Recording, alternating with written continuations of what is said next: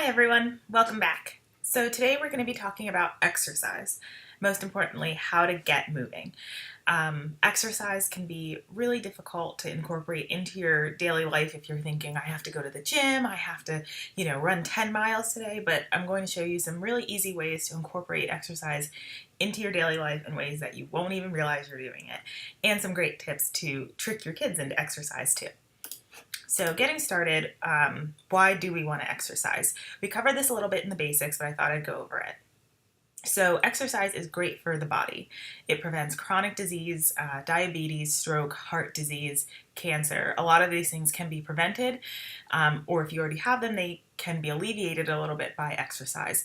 So that's really important. Of course, exercise also controls weight. With obesity rates rising, controlling weight is important. There's no perfect weight or perfect size, but if you can exercise and be a little bit healthier, that's always a good thing. Exercise also promotes strong bones, strong joints, strong muscles. That's really important for both adults and children. You definitely want growing children to be as strong as possible. Kids are always going to fall and get hurt, but if they're strong, they'll recover quickly. And the same goes for adults. As you age, your bones, especially for women, do get weaker. So it's important to take care of them in advance. And make sure that you are strong, so in case you do slip and fall, you're not looking at a major incident.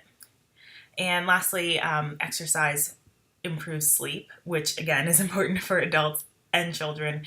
If you are an adult who's very stressed, as many of us are, working, taking care of a family, being able to have that time to shut off is really important, and getting a good night's sleep is vital for that. So exercise is very important to sleep, and great for kids too. It's important for kids to get a lot of sleep so they can grow, so they can focus in school, and exercise helps that. So some of the other benefits of exercise are, as this slide is called, it's not all in your head, although it is. The National Federation of Personal Trainers found that people who exercise and consume the correct nutrients have better memory, more focus, better problem-solving abilities, and higher IQs than people who are not healthy and fit. Now that's huge for kids. They have to be able to focus, they have to be able to remember things in school, and to give them that fighting chance of having a higher IQ, of being smarter, being more successful, just through exercise is fantastic.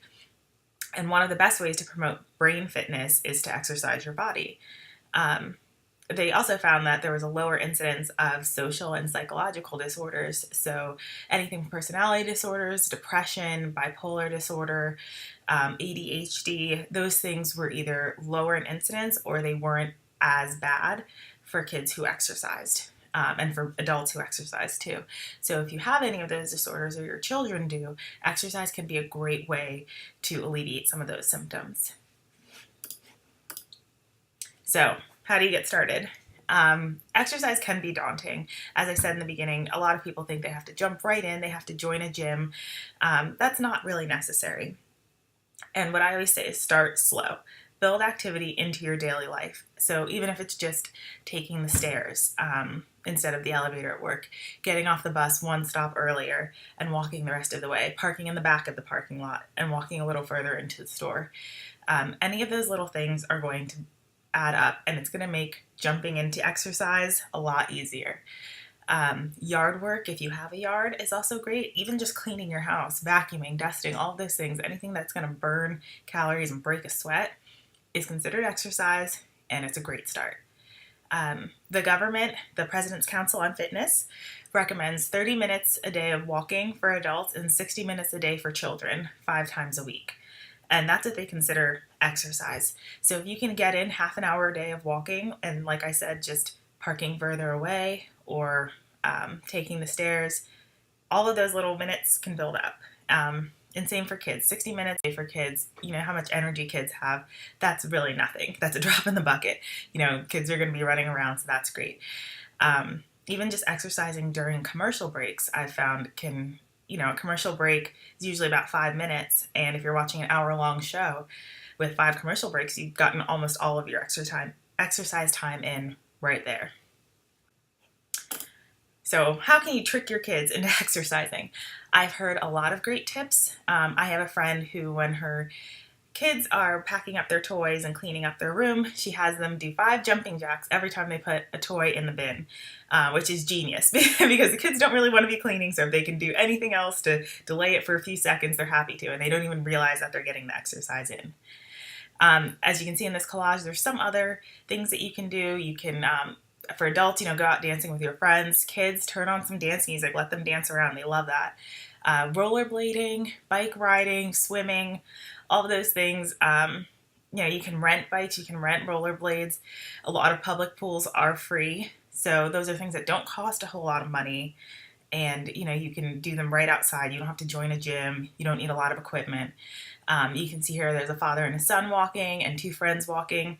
If you have maybe a standing coffee date with a friend, just go for a walk instead. Say, hey, instead of getting coffee, or walk with your coffee instead of sitting. Instead of calling someone on the phone, go for a walk with them, or walk by yourself. If it's somebody who lives far away, maybe dedicate and say, we're both going to go out on a walk, even though maybe we're far apart, and talk on the phone and walk. Here you see a kid at the park. That's a great way. Parks are free and they are all over the place. Most cities have multiple parks, so there's probably one within walking distance, and that's a great way for your kid to get outside, burn some energy, get their exercise in.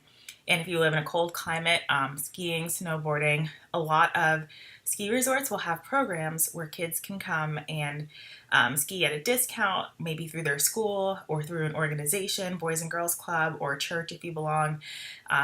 So that's a great way to get some exercise too, even when it's freezing cold and you don't want to be outside. And kids hardly notice. And of course, pickup games, basketball, baseball, frisbee, anything like that requires, very little money and very few tools for the activity. 1 ball, 1 frisbee, and you can get a lot of people in on it. Basketball games are a great way to get a lot of people involved all at once.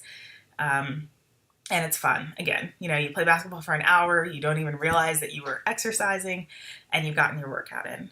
So those are just some ways to incorporate exercise into your daily life. Again, you don't need to go out and join a gym, and you don't need to do all of these things every day, all day. It's very hard when you're working and when you're taking care of a family to make that time for you and to make that time for your kids. But it is important. As we saw, there are a lot of health benefits, both mentally and physically. And so, exercise is important.